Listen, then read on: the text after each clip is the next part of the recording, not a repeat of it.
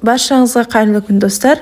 Сіздермен бірге Фатима. Бүгін сіздерге кейк-попстың рецептісімен бөлісетін боламын. Кейк-попс өте дәмді, тез дайындалатын ерекше тәтті десерттерінің бірі. Видеоны соңына дейін қараңыздар. Ең алдымен бізге керекті дайын пирогтар. Менде осындай капкейктің пирогы. Егер сіздерде пирог жоқ болса, менің YouTube каналымда бар. Бұл пирогты осылай майдалатып үгітіп аламыз. Оның үстіне менде дайын крем бар.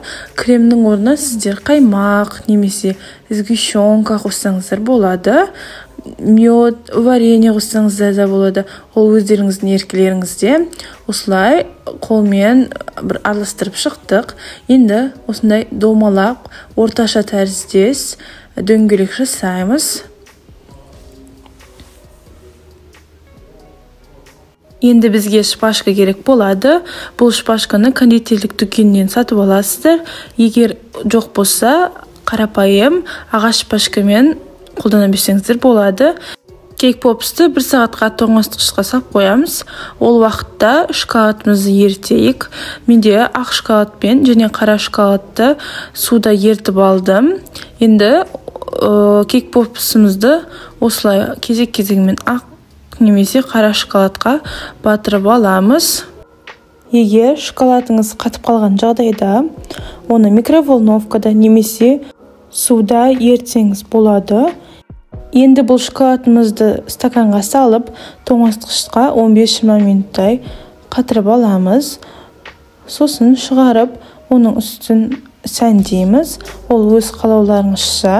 Мен осылай ақ шоколадты ертіп алып, өз қалауымша сәндедім. Міне видеода көріп тұрғандарыңыздай сәндесеңіздер де болады.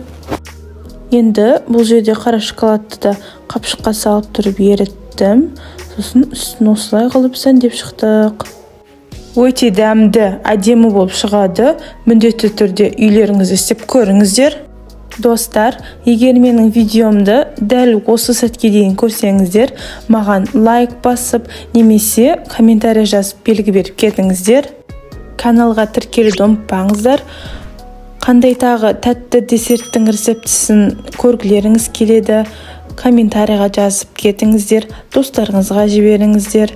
Сіздермен болған Фатима. Бұл кейк-попсты міндетті түрде үйлеріңізде жасап көріңіздер. Бұл кейк-попстар әрбір дастарханның сәнін келтіретініне сөзсіз.